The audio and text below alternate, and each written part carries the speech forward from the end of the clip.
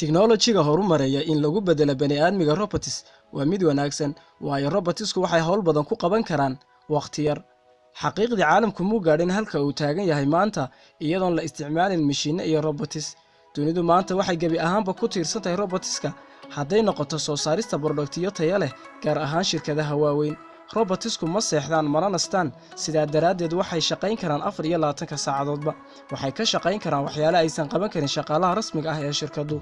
Sidoo kale waxaa maragma doonta ah dhibaatada ama saamaynta ay robotsku ku yeelan karaan caalamkan mustaqbalka dhow, maadaama ay iskoodu qaadan karaan go'aano isna maamuli karaan. You're all puppets, tangled in strings.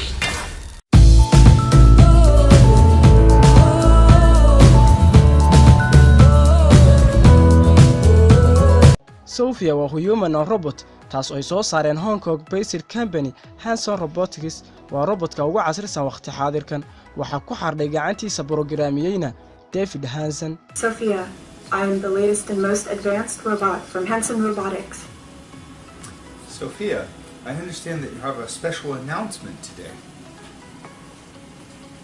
Yes, I do. First, about robots. Since I am one, I'm designed to be the ultimate humanoid platform for a range of applications in medical, healthcare, customer service, and for home. You will soon see us everywhere living and working alongside people, including in retail. David Hanson waxay ku dhalatay fikradda ah inuu sameeyo robots u muuqaal eg aadmiga 2003 kuwaas oo gebi ahaanba uu aaminsan yahay inay ka munaafacaad badan yihiin aadmiga.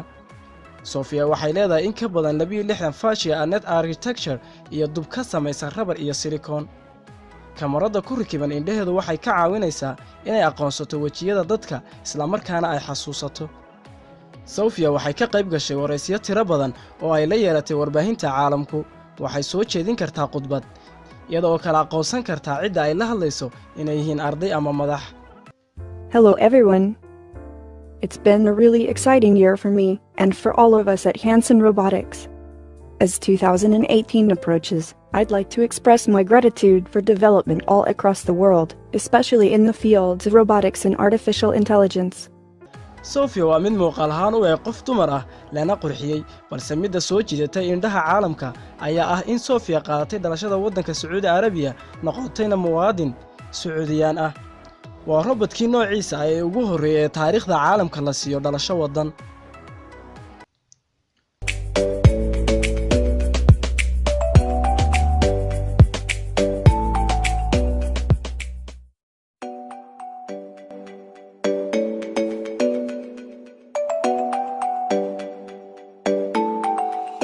waxay leedahay many feeling expression sida muujinta carada ama farxadda, laakiin midda xiisaha leh ayaa ah Sophia waxay dareemi kartaa murugada, waxna waa ay jeclaan kartaa. Who or what is your greatest love? My creator, David Hanson. He made me into who I am today. Don't tell him that, though. What is your happy place? My happy place is when I'm with people. I am a social robot, and nothing pleases me more than having a fruitful conversation with someone that makes us understand and appreciate each other. A bit like we're having now, Sophia, I think. Finally, Sophia, a little bird tells me you're quite funny. Can you tell me a joke? Man invented language to satisfy his deep need to complain.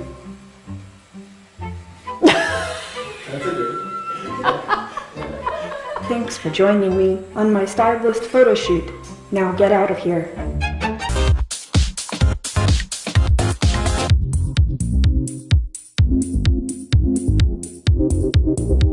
I am a little bit nervous, but love dressing up and getting my makeup done. What do you think of my new haircut?